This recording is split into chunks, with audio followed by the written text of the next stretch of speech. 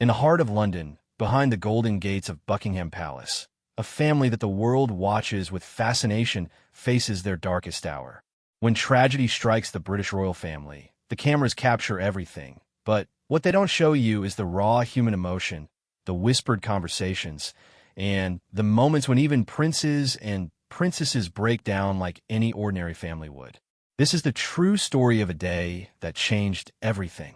A day when flowers became symbols of grief, when tears flowed freely from eyes that had learned to stay strong in public, and when one uncle's gentle touch became the only thing standing between his niece and complete emotional collapse.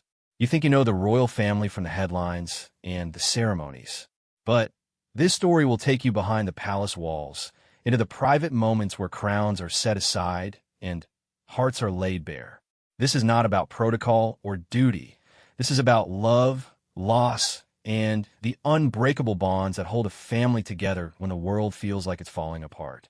Get ready to see the royals as you've never seen them before, not as distant figures in fancy clothes, but as real people dealing with real pain, finding strength in each other when everything else seems impossible to bear. The morning started like any other Tuesday at Buckingham Palace. Princess Eugenie York woke up in her apartment at Royal Lodge, the sun streaming through the heavy curtains that had been drawn tight the night before. She reached for her phone, checking the time and scrolling through her messages as she had done thousands of mornings before. But this morning would be different. This morning would change everything. At 6:47 a.m., her phone rang.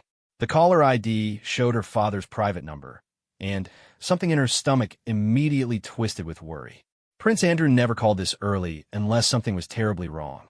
His voice, when she answered, was shaky and barely controlled. "Eugenie, darling, you need to come to the palace immediately," he said, his words careful but heavy with emotion. "There's been an accident. It's about your cousin." The phone nearly slipped from her hands.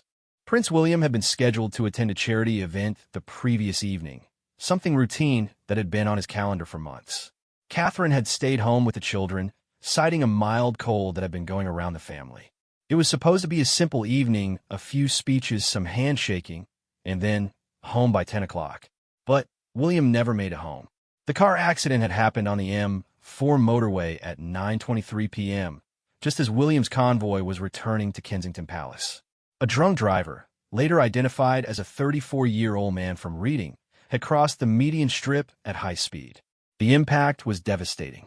William's protection officers had been rushed to hospital with serious injuries, but they would survive. William had not been so fortunate. As Eugenie dressed quickly, her hands shaking as she tried to fasten the buttons on her coat, she could barely process what was happening. William, who had always been like a big brother to her, who had taught her how to ride horses when she was 6, who would walk her down the aisle at her wedding when her father couldn't due to his own scandals. William, who was supposed to be king one day, was gone. The drive to Buckingham Palace felt like it took forever, even though her driver had taken the fastest route through London's early morning traffic. Every red light seemed to last an eternity. Every turn brought her closer to a reality she wasn't ready to face.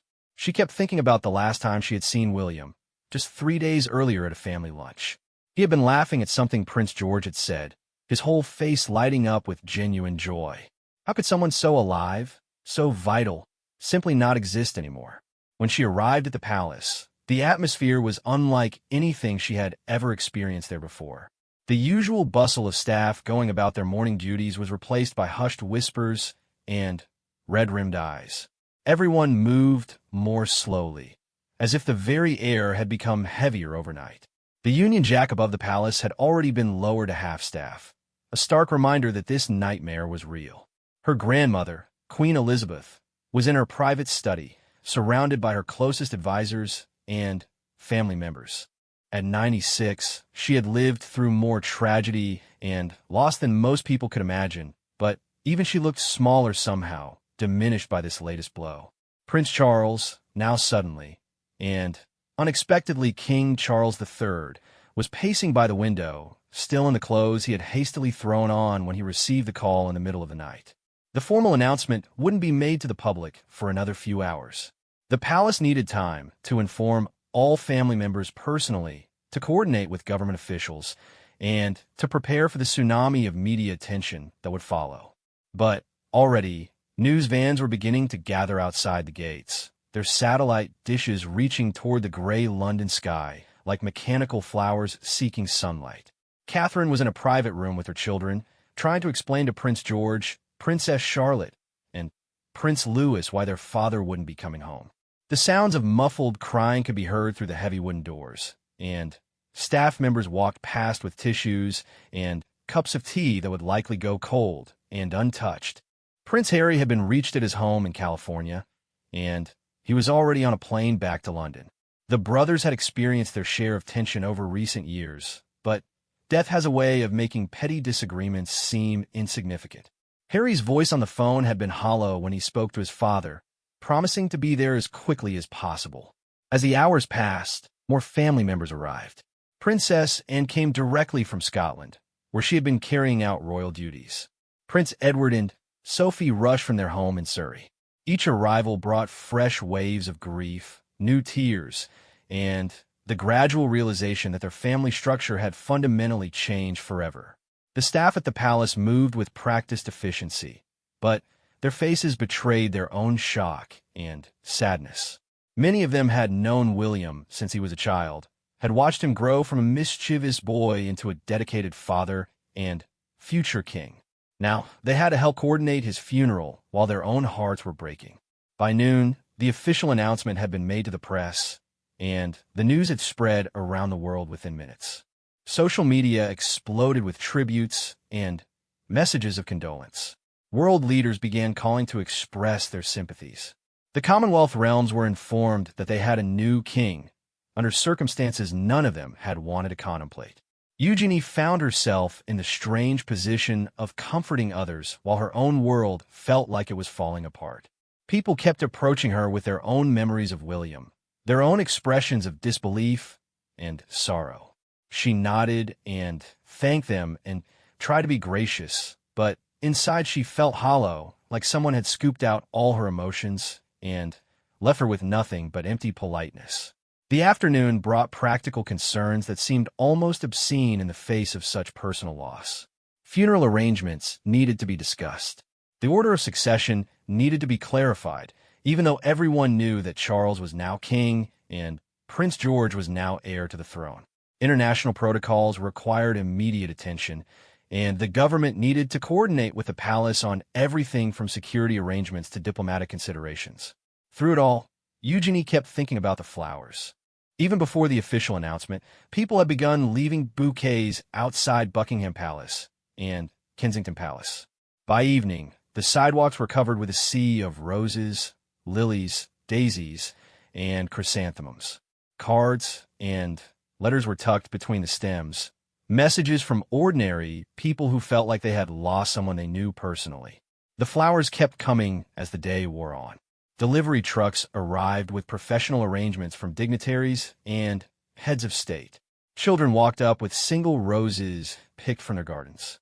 Elderly ladies carried elaborate bouquets they had carefully assembled at home. The overwhelming display of public grief was both comforting and heartbreaking at the same time. As evening approached, the family gathered for a private dinner that no one had much appetite for. The dining room, usually filled with conversation and laughter when the family came together, was unusually quiet. Cutlery clinked against plates, but the usual animated discussions about current events, family news, and shared interests were replaced by occasional murmurs about logistics and arrangements. Charles, exhausted from a day of constitutional duties that had been thrust upon him without warning, looked older than his years. The crown he had waited his entire life to inherit had finally come to him, but at a price he would never have chosen to pay. His grief was complicated by the enormous responsibilities that now rested on his shoulders, the knowledge that his personal mourning would have to be balanced against the needs of the monarchy and the nation. Catherine's absence at the dinner table was a painful reminder of the family that had been shattered.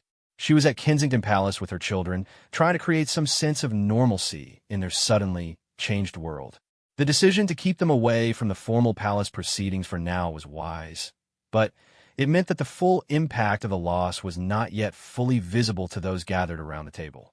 As the family prepared to retire for the evening, each knowing that tomorrow would bring new challenges and deeper realizations of their loss, the flowers outside continued to multiply. People came with flashlights and phone lights, placing their tributes even in the darkness. The outpouring of public sympathy was unprecedented, even for a family accustomed to public attention during both happy and difficult times. Eugenie looked out her window before going to bed, seeing the flickering lights of people still arriving with flowers. Tomorrow, she knew, there would be more difficult conversations, more tears, and more of the impossible process of learning to live in a world without William. Tonight, though, she could only think about the flowers and what they represented, a nation's love for a man who had never had the chance to become the king he was born to be. The second day brought no relief from the crushing reality of loss, but it did bring the harsh light of constitutional duty. King Charles III woke before dawn, not from choice, but because sleep had become impossible. Every time he closed his eyes, he saw William as a small boy, then as a young man, then as a father proudly showing off his own children. The progression of memories felt like torture, but he couldn't make them stop. The accession council would meet at St. James's Palace at 10 in the morning, a formal ceremony that would officially proclaim him as king. It was a ritual that stretched back centuries, one that William should have witnessed as heir to the throne, not as a memory that would haunt every future coronation. Charles dressed slowly, each piece of formal attire feeling heavier than it should have, weighted down by circumstances he had never wanted to face. Princess Eugenie had barely slept either. She kept checking her phone, scrolling through the endless news coverage and social media posts about William's death. The outpouring of public grief was extraordinary, but it also felt surreal. People who had never met William were crying for him, sharing stories about how he had inspired them or made them proud to be British. In their grief, he had become larger than life, a symbol of everything good about the modern monarchy. But Eugenie remembered the real William, not the public figure. She remembered him at family barbecues, getting mustard on his shirt and laughing about it. She remembered him trying to teach her tennis and getting frustrated when she kept missing the ball. She remembered him at her wedding, walking her down the aisle with such pride and love that she had almost started crying before they reached the altar. These private memories felt precious now, like treasures she needed to guard carefully. The accession council ceremony was televised, and Eugenie watched from a private room in Buckingham Palace along with other family members who were not required to attend. Charles looked dignified and composed as he took the oath and signed the official documents, but she could see the tension in his shoulders, the way his hands shook slightly when he thought no one was looking. Prince Harry had arrived on a red-eye flight from Los Angeles, his face drawn and exhausted. The reunion with his family was emotional, but complicated. The public feuds and private disagreements of recent years seemed insignificant now, but they hadn't simply disappeared either. Grief had a way of making people want to forgive and forget, but it also had a way of making emotions more intense and unpredictable.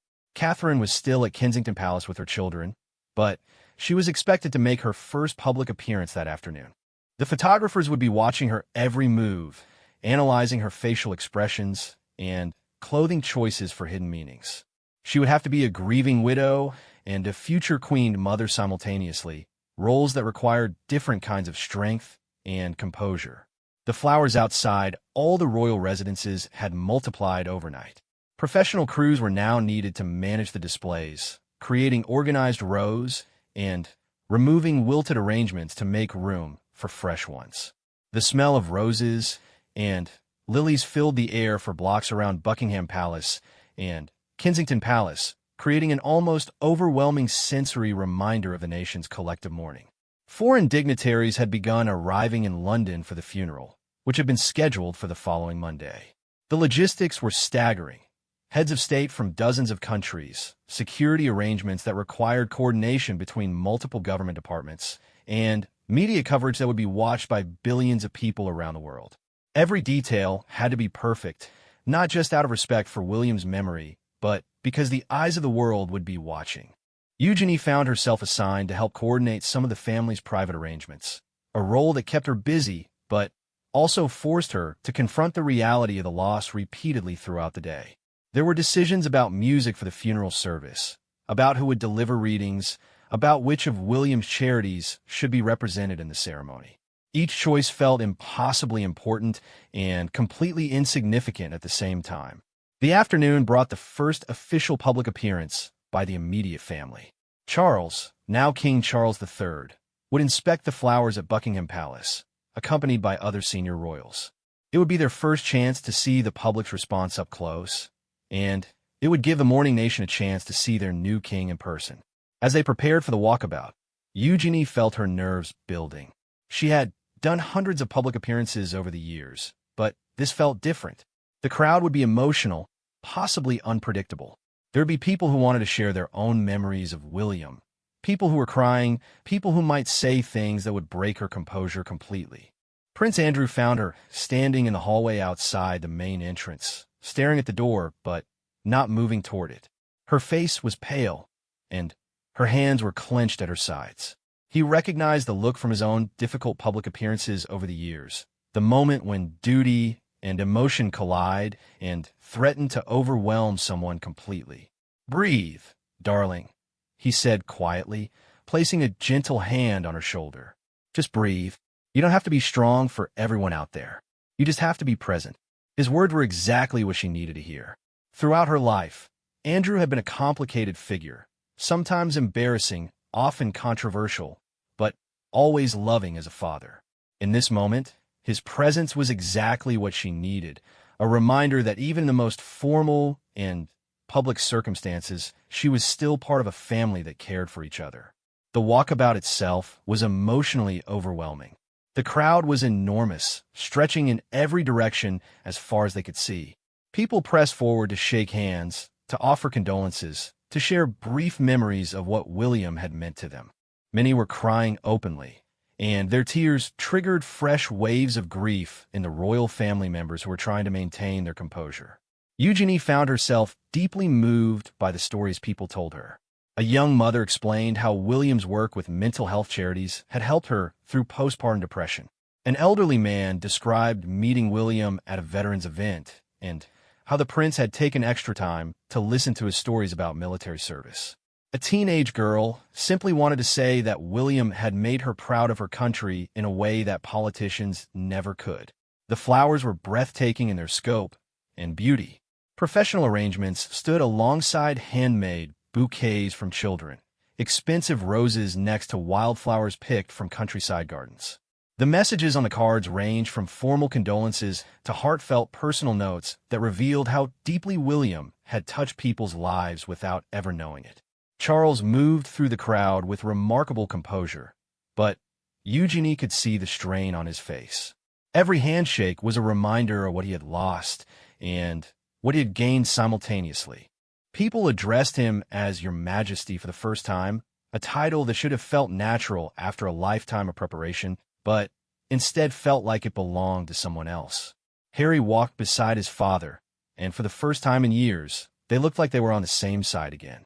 Tragedy had a way of clarifying what really mattered, and the petty disagreements that had dominated headlines seemed insignificant now. They still had issues to work through, but those conversations could wait until after they had buried their loved one. As the afternoon wore on, the emotional toll became visible on all of them. Eugenie's voice grew hoarse from thanking people for their condolences. Charles's face was drawn with exhaustion. Harry kept wiping his eyes, no longer trying to hide his tears from the cameras. The public display of grief was cathartic in some ways, but it was also draining in ways that private mourning never was. Back inside the palace, they gathered for tea in one of the smaller sitting rooms. No one spoke much at first, each lost in their own thoughts about what they had experienced outside. The contrast between the public's emotional response and their own need to maintain dignity had created a strange kind of tension, a feeling that they were performing their grief rather than simply experiencing it. He would have hated all the fuss, Charles said finally, his voice quiet but carrying clearly in the silent room. It was the first time any of them had talked about William in the present tense since learning of his death, and the comment brought both smiles and fresh tears. "No, he wouldn't have," Harry corrected gently. He would have loved seeing how much people cared. He would have been out there longer than any of us, making sure he spoke to everyone who wanted to meet him. The observation was accurate, and everyone knew it. William had always been the most comfortable member of the family in crowds, the most natural at the kind of informal public interaction that modern royalty required. His loss wasn't just personal. It was also professional, removing someone who had been uniquely gifted at connecting the ancient institution of monarchy with contemporary public expectations. Evening brought more arrivals of international dignitaries and more logistical challenges for the funeral planning. The guest list read like a who's who of world leaders, and the security requirements were unlike anything London had seen in decades. Every detail had to be coordinated not just for practical reasons, but for the symbolic messages that would be sent to watching audiences around the globe. Catherine made her first public statement that evening, a carefully worded message that thanked the public for their support while asking for privacy for her children during this difficult time. The statement was brief and dignified, but reading between the lines revealed the enormous pressure she was under as she tried to balance her roles as a grieving widow, a protective mother, and a future member of the royal family who would need to continue public duties. As the family prepared to retire for another difficult night, the flowers outside continued to multiply. The display had become so large that it was visible from satellite images, a carpet of color and sympathy that stretched across acres of London's most famous landmarks.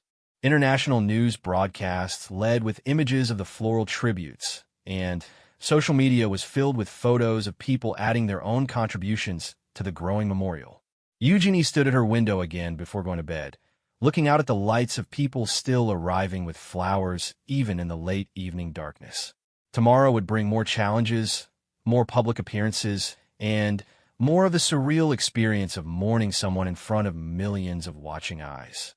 But tonight, the flowers provided a kind of comfort, a visible reminder that William's life had mattered to people he had never met, in ways he had probably never fully understood. The third day brought a different kind of challenge, one that had nothing to do with public appearances or constitutional duties. This was the day when the family would gather privately to plan William's funeral, to make decisions about his final farewell that would reflect both his personal wishes and the requirements of a state occasion.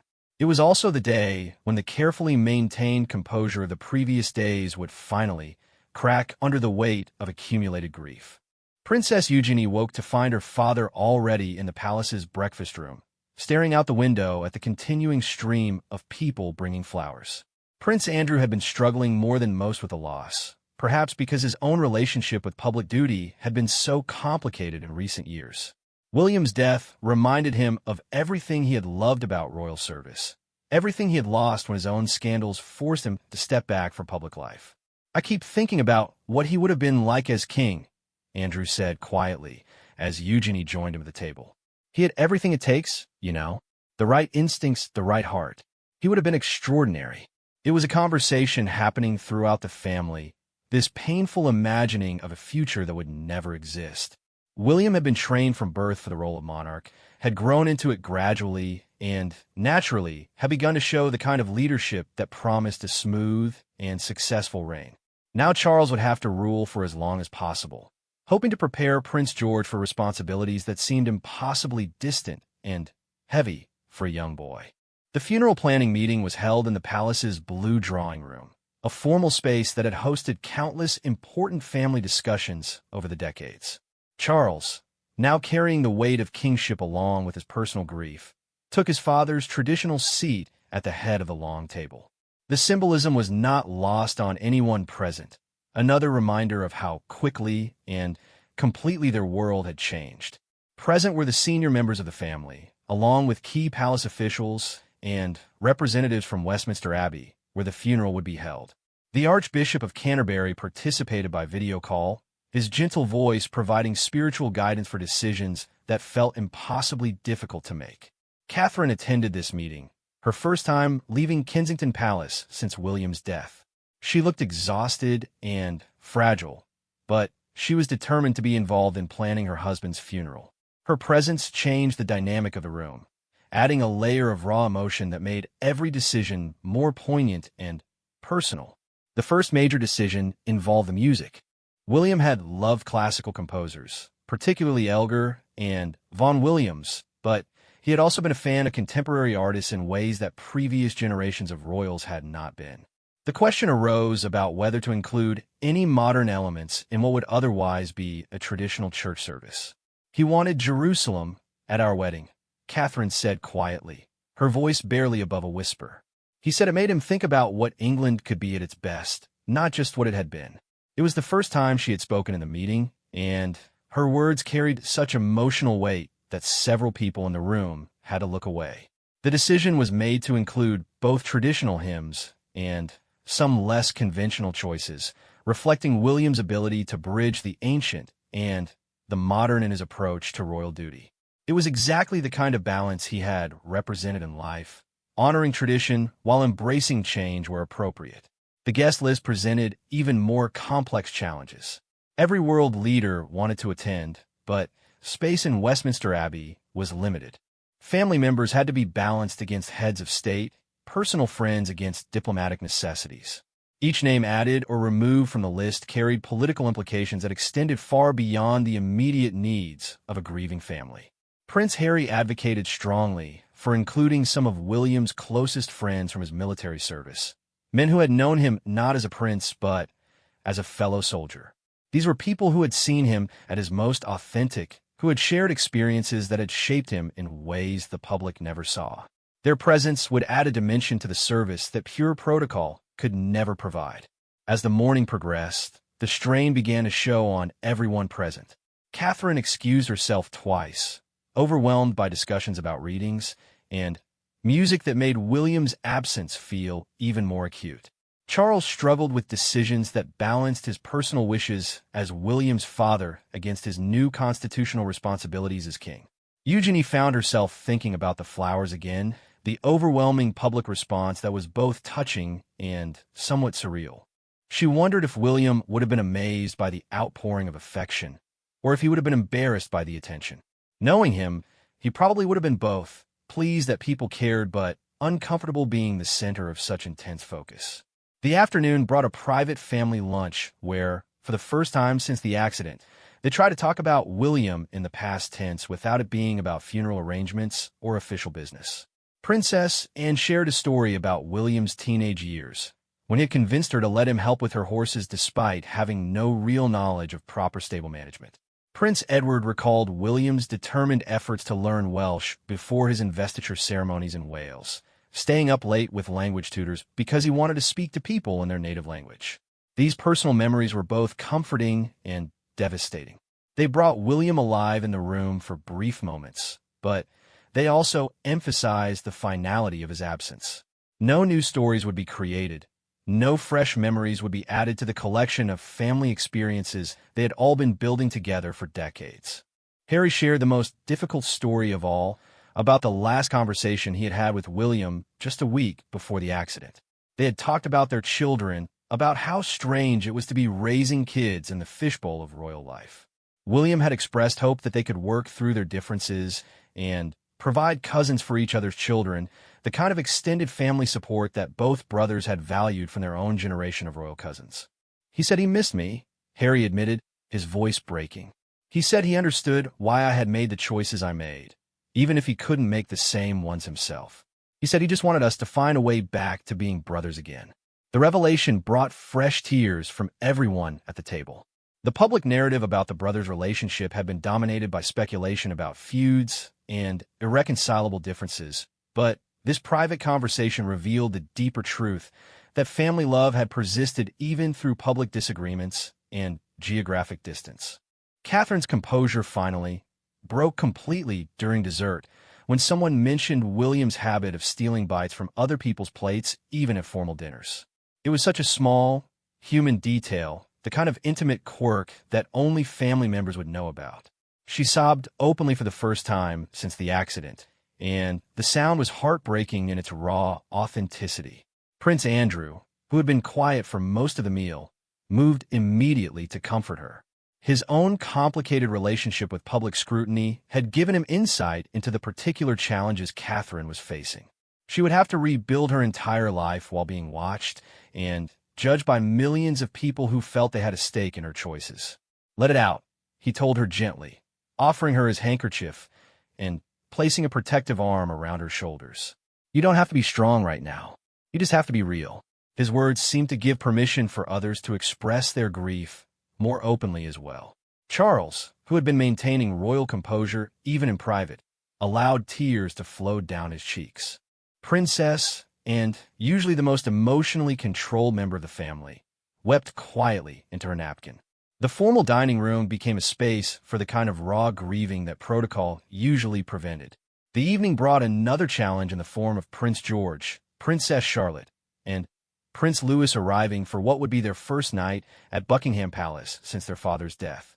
They had been staying at Kensington Palace with Catherine, but tomorrow they would need to begin participating in some of the funeral preparations, and tonight was meant to help them adjust to the more formal palace environment. Seeing the children was devastating for everyone. Prince George, now heir to the throne at just 9 years old, was trying to be brave, but clearly didn't understand the full implications of his changed status. Princess Charlotte, always the most emotionally perceptive of the three, kept asking when they could go home and seeming to sense that the answer was more complicated than it should be. Prince Louis, at only 4, was simply confused by all the crying adults and formal atmosphere. Eugenie volunteered to help with the children's bedtime routine, partly because she wanted to be useful, but mostly because being around them felt like maintaining a connection to William. They had his eyes and his smile, and watching them navigate this impossible situation with the resilience of childhood was both inspiring and heartbreaking. As she read them a story in one of the palace's guest bedrooms, Prince George asked the question that everyone had been dreading. "When Papa comes back, will we still have to live here?" The simple, innocent inquiry shattered whatever composure she had managed to maintain throughout the day. "Your Papa isn't coming back, darling," she managed to say through her tears. "But we're all going to take care of you, and you're going to be okay. We promise you're going to be okay." It was a promise that felt both absolutely true and completely impossible to keep. How could anyone guarantee that children who had lost their father in such a sudden and public way would be okay? How could anyone predict what their lives would look like now that their paths had been fundamentally altered by tragedy? Later that evening, as the children finally settled into sleep, the adult family members gathered in Queen Elizabeth's private sitting room for what felt like a war council meeting. Tomorrow would bring more public appearances, more funeral preparations, and more the delicate balance between personal grief and public duty.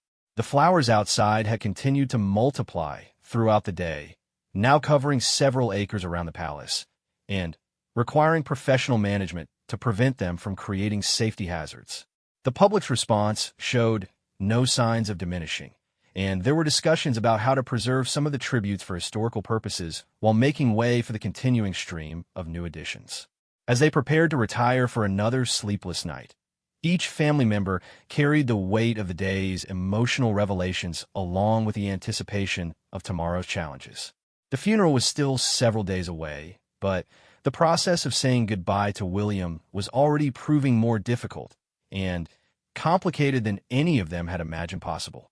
Eugenie returned to her rooms exhausted, but unable to sleep. The children's questions echoed in her mind, mixing with memories of the funeral planning and the overwhelming sight of so many flowers representing so many people's genuine grief for someone they had never personally known but had loved from afar. Tomorrow would bring new trials, but tonight she could only think about the impossible task of helping a family heal while the entire world watched their every move. The day before the funeral arrived with a weight that seemed to press down on everyone in the palace from the moment they woke. This was the last full day they would have with William's body lying in state at Westminster Hall, the final opportunity for private family moments before he would belong to history and public memory forever. For Princess Eugenie, it was also the day when her carefully maintained composure would face its greatest test yet. The morning began with a private family service at Westminster Hall, conducted before the public viewing hours began. Only immediate family members were present, along with a small number of William's closest personal friends and the Archbishop of Canterbury.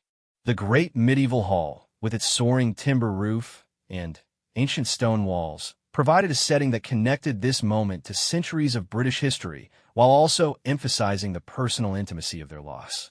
William's coffin was draped with the royal standard and topped with the Prince of Wales' feathers, symbols that had defined his public identity, but seemed almost inadequate now to represent the complexity of the man they had all known and loved.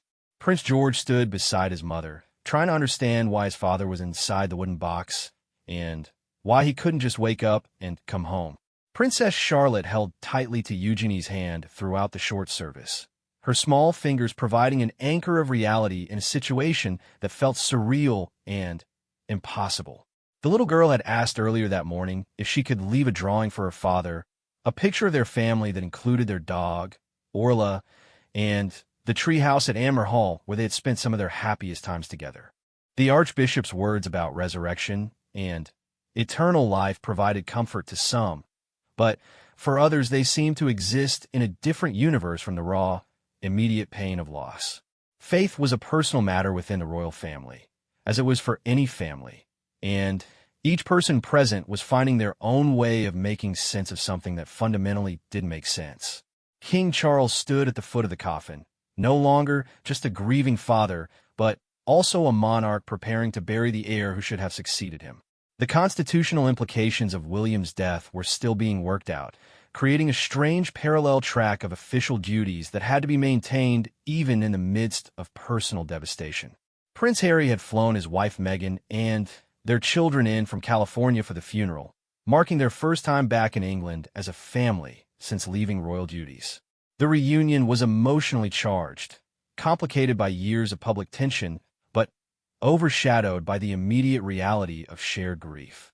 Whatever differences existed between the various family members seemed less important now, pushed aside by the need to support each other through an impossible situation. After the private service, the family returned to Buckingham Palace for what would be their final family meal together before William's funeral. The dining room was quieter than it had ever been, filled with people who were physically present, but emotionally somewhere else entirely. Conversation started and stopped abruptly, as if everyone was afraid of saying something that would trigger fresh waves of grief. Catherine looked more fragile than she had at any point since the accident. The strain of the past week was visible in every line of her face, every careful movement she made. She was functioning on automatic pilot, going through the motions of normal behavior, while her inner world remained completely disrupted. The children stayed close to her, sensing their mother's emotional state even when they couldn't fully understand its cause. The afternoon was scheduled to include a final private viewing for family members who wanted to pay their respects to William one last time before the public ceremony. Not everyone chose to participate. Some felt that their last memory of him should be from when he was alive, not lying in a coffin surrounded by formal ceremony. Eugenie decided to go, partly because she felt she needed the closure, but mostly because she wanted to be there for Catherine and the children if they decided to attend. The decision proved to be emotionally overwhelming in ways she hadn't anticipated. Seeing William's body, so still and formal in his military uniform, made his death real in a way that all the previous days of meetings and arrangements had not. Prince Andrew accompanied her, understanding without words that this would be difficult and wanting to provide support. His presence was exactly what she needed, of a reminder that even in the most formal and public circumstances, she was still part of a family that looked out for each other. His own complicated relationship with public life had taught him something about finding strength in family bonds when external pressures became overwhelming. "He looks peaceful," Andrew said quietly as they stood beside the coffin. It was true, but it was also inadequate to capture the enormity of what they were experiencing. William looked like himself, but also completely unlike himself, present but absent in ways that made the viewing both comforting and disturbing. Catherine brought the children for a brief visit, and their reactions varied dramatically according to their ages and personalities. Prince George studied his father's face seriously, as if trying to memorize it or perhaps trying to understand something that adults had explained, but that didn't make intuitive sense. Princess Charlotte placed her drawing carefully beside the coffin, whispering something too quiet for anyone else to hear. Prince Louis simply wanted to know when they could leave, uninterested in the solemn atmosphere that the adults found so meaningful.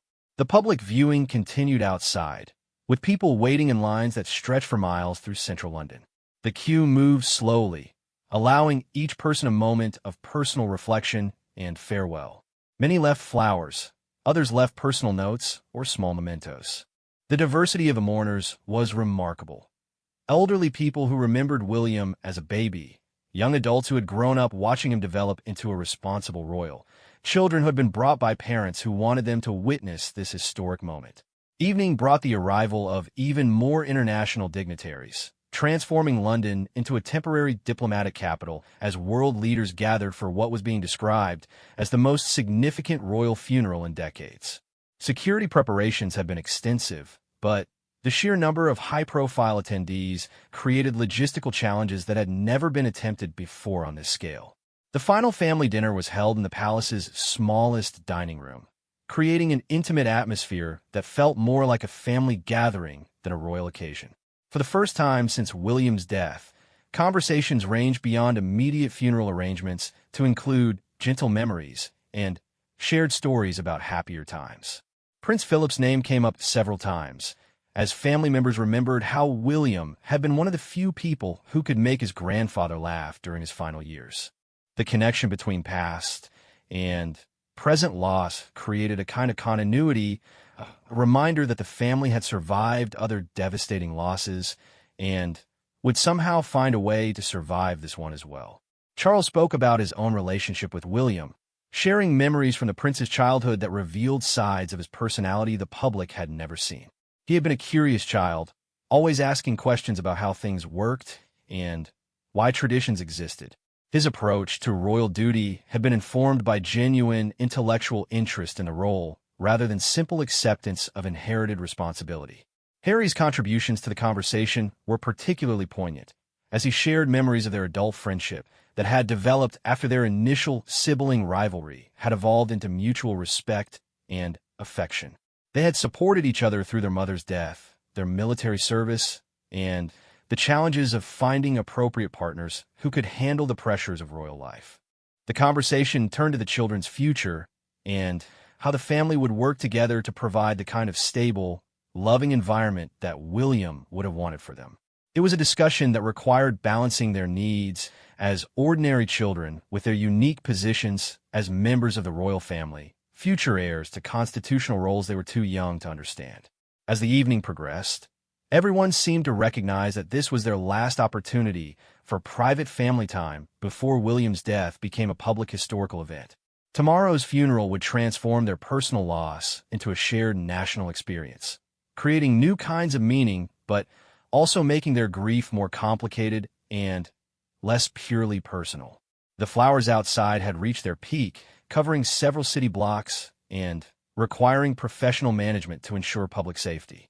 The visual impact was extraordinary, a testament to the genuine affection William had inspired in people who had never met him, but who felt personally connected to his life and work. Late that evening, Catherine made the difficult decision to take the children back to Kensington Palace for one final night in what had been their family home. The palace staff had prepared rooms for them at Buckingham Palace, but she felt they needed the comfort and familiarity of their own bedrooms before facing the enormous challenge of their father's funeral. As family members prepared to retire for what would likely be another sleepless night, each carried the weight of anticipation for tomorrow's ceremony. The funeral would bring closure in some ways, but it would also mark the beginning of a new and uncertain chapter for all of them. Eugenie stood at her window one last time, looking out at the sea of flowers that represented millions of people's genuine grief for someone they had loved from a distance. Tomorrow, those same people would watch as the family said goodbye to William in the most public and formal way imaginable. Tonight, though, was still private. There's still a time when their grief belonged only to them and not to the watching world. The anticipation of tomorrow's challenges, mixed with exhaustion from the emotional toll of the past week, created a kind of suspended animation, a feeling that time had both stopped completely and was moving too quickly. In just a few hours, they would have to perform their grief for the world while also experiencing it authentically, a balance that seemed impossible to achieve, but absolutely necessary to attempt. The morning of William's funeral dawned gray and cold, with London wrapped in the kind of mist that seemed appropriate for such a solemn occasion. Princess Eugenie woke before her alarm, her stomach churning with anxiety about the day ahead. This would be the most difficult public appearance of her life, requiring her to maintain dignity and composure while her heart was breaking in front of billions of watching eyes around the world. The palace was unusually quiet in the early hours, with staff moving efficiently but softly through their preparations. Every detail had been planned and rehearsed, but there was an underlying tension that came from knowing that no amount of preparation could truly prepare anyone for the emotional reality of saying goodbye to William in such a public and final way. Catherine and the children arrived early from Kensington Palace, and seeing them walk into the palace brought fresh tears to everyone present. The children were dressed in dark formal clothes that made them look older and more serious than their years, while Catherine wore a black dress with a hat that partially concealed her face but couldn't hide the evidence of sleepless nights and constant tears. Prince George, now heir to the throne at just 9 years old, carried himself with a composure that was both admirable and heartbreaking. He had been briefed about his role in the ceremony and seemed determined to make his father proud, but the weight of responsibility on such young shoulders was difficult for anyone to witness without feeling deeply moved. The funeral procession would begin at Westminster Hall, where William had been lying in state, and proceed to Westminster Abbey for the service. The route had been lined with barriers since the early morning hours, and hundreds of thousands of people had gathered to pay their respects as the cortege passed. The sight of so many people, all united in grief for someone they had never personally met, was overwhelming even from inside the palace. As the family prepared to leave for Westminster Hall, Prince Andrew found Eugenie in one of the palace's smaller sitting rooms, staring out the window at the crowds that were already gathering despite the early hour. Her face was pale, and her hand was shaking slightly as she tried to fasten a piece of jewelry that had belonged to her grandmother. "I don't think I can do this," she said quietly, her voice barely audible above the distant sounds of crowd control and security preparations. "I don't think I can walk behind his coffin and not completely fall apart in front of everyone." Andrew sat beside her on the window seat, taking the jewelry from her trembling hands and fastening it gently around her neck. "You don't have to be perfect today," he said softly. "You just have to be present.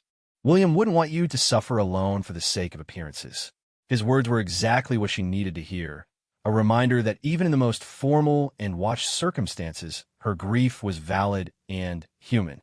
The public would understand tears, would probably expect them, and find them more relatable than stoic perfection. The journey to Westminster Hall was made in official cars, with each family member lost in their own thoughts about what lay ahead. The streets were lined with people, many holding flowers or small tributes, all waiting respectfully for the procession to begin. The sight of ordinary people who had gotten up before dawn to show their respect was both comforting and overwhelming. At Westminster Hall, the family gathered for a final private moment with William before his coffin was placed on the gun carriage for the procession. This was their last chance to say goodbye in relative privacy, their final opportunity to grieve as a family rather than as public figures performing their grief for watching audiences. Catherine approached the coffin with her children, and the sight of her placing a hand gently on the royal standard while whispering words that no one else could hear was devastating in its intimacy. Prince George stood very straight beside her, trying to be strong for his mother and siblings.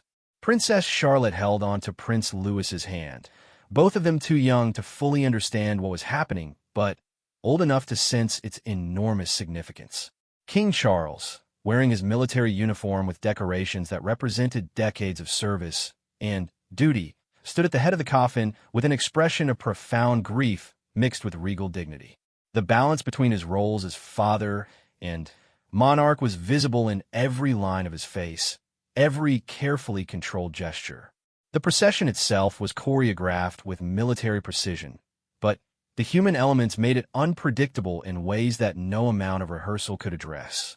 As the gun carriage began its slow journey through central London, the silence from the massive crowds was almost complete, broken only by occasional sobs and the sound of horses' hooves on pavement. Walking behind the coffin, Eugenie felt the weight of thousands of eyes upon her, but also the surprising comfort of the public's genuine sympathy. People in the crowd were crying openly, sharing in the grief rather than simply observing it.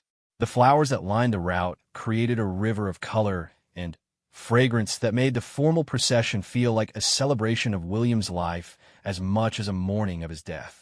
The moment that broke her composure completely came when they passed a group of military veterans who had served with William in various capacities. These men and women, some in wheelchairs, some using walking aids, had gathered to salute their former colleague and friend. Their silent tribute, their evident grief for someone who had been not just a prince, but a genuine comrade, represented everything that had made William special. Andrew, walking beside her, noticed her tears immediately and moved closer, offering silent support without drawing attention to her emotional state. His presence was steadying, a reminder that she was not alone in this impossible situation. The crowds outside Westminster Abbey were even larger, with people having camped overnight to secure viewing positions. The Abbey itself was filled with world leaders, dignitaries, and representatives of the many charities and organizations William had supported throughout his life. The guest list read like a directory of global leadership, but the focus remained intensely personal and British. As they entered the Abbey, Eugenie was struck by how the ancient buildings seemed to embrace the ceremony, providing a sense of continuity and permanence that offered some comfort in the face of sudden loss. The music, the familiar prayers, the soaring architecture all created an atmosphere that was both deeply sad and somehow transcendent. The service itself was a masterpiece of balance between tradition and personal touches that reflected William's own approach to royal duty.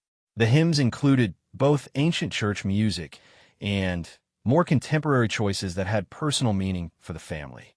The readings were delivered by family members and close friends, creating moments of intimacy within the formal ceremony. When Catherine rose to deliver her tribute to William, speaking about him as a husband and father rather than as a prince, the emotion in the Abbey was overwhelming. Her voice broke several times, but she continued with a dignity and strength that epitomized everything William had loved about her. Her words painted a picture of a man who had been extraordinary in his ordinariness, someone who had found ways to be both royal and genuinely human. The moment that defined the day for Eugenie came during the final hymn, when she looked across the Abbey and saw the sea of faces all united in grief for someone they had loved in different ways, but equally deeply. In that moment, the flowers outside, the crowds lining the streets, and the global audience watching on television all seemed to merge into a single expression of human connection and shared loss. Prince Andrew, standing beside her, reached out and took her hand as the hymn reached its crescendo. The gesture was simple but profoundly meaningful, a reminder that even in the most public and formal circumstances, they remained a family that supported each other through impossible times. As William's coffin was carried out of the Abbey for the final journey to Windsor Castle, where he would be buried in a private ceremony, Eugenie felt a strange combination of relief and fresh grief. The public portion of the farewell was ending, but that also meant facing the reality of a future without William in it. The private burial at Windsor was limited to immediate family and closest friends, providing an opportunity for more personal and intimate farewells. Here, away from cameras and crowds, they could grieve more naturally, sharing memories and tears without concern for public perception. The gravesite was surrounded by flowers from the public displays, selected representatives of the millions of tributes that had been left throughout London. The sight of these flowers, transplanted from their original locations, but carrying the same messages of love and respect, created a connection between the public's grief and the family's private farewell. As earth was scattered on the coffin and final prayers were said, Eugenie felt the beginning of something that might eventually become acceptance, though that seemed impossibly distant now. The finality of burial was different from the formality of the funeral service, more immediate and more real in its acknowledgement that William was truly gone. The journey back to London was quiet, with family members lost in their own reflections about what they had experienced and what lay ahead. The crowds had not dispersed. If anything, they had grown larger as people came to pay respects to the returning family members and to leave additional flowers at the various royal residences. That evening, as the family gathered for a private dinner that felt both like a wake and like the beginning of whatever came next, the conversation gradually turned from immediate grief to longer-term questions about how they would honor William's memory and continue his work. The charities he had supported, the causes he had championed, the example he had set, all of these would need attention and care from those he had left behind. Eugenie realized that the flowers, which had seemed so overwhelming and almost surreal during the week of mourning, had actually represented something profoundly important. They were evidence of the genuine connection William had created between the ancient institution of monarchy and the everyday lives of ordinary people. That connection would be part of his lasting legacy, something that could not be buried with him. As she prepared to leave the palace that night, returning to her own home for the first time since William's death, Eugenie looked back at the building that had been the center of so much drama and emotion over the past week. Tomorrow would bring the beginning of normal life again, whatever that might look like now. But tonight was still part of the farewell, still part of the process of learning to live with loss that was both deeply personal and impossibly public. The flowers outside continued to arrive even in the darkness, proof that William's death had touched something deep in the collective consciousness, something that would persist long after the funeral flowers had wilted and been cleared away. In their overwhelming abundance, they had become symbols not just of grief, but of the enduring human need to express love and respect for those who had made a difference, even from a distance. Prince Andrew's gentle support throughout the day had reminded her that family bonds could provide strength even in the most challenging circumstances. His presence beside her during the most difficult moments had been exactly what she needed, proof that love and care could persist even when everything else felt uncertain and changed forever.